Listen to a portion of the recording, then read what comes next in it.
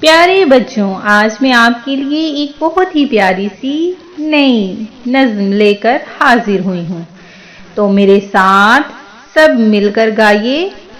बुलबुल का बच्चा खाता था खिचड़ी, बुलबुल का बच्चा खाता था खिचड़ी, पीता था पानी, बुलबुल का बच्चा पीता था पानी। गाता था गाने मेरे सरहाने, गाता था गाने मेरे सरहाने, बुलबुल का बच्चा खाता था खिचड़ी, पीता था पानी, बुलबुल का बच्चा।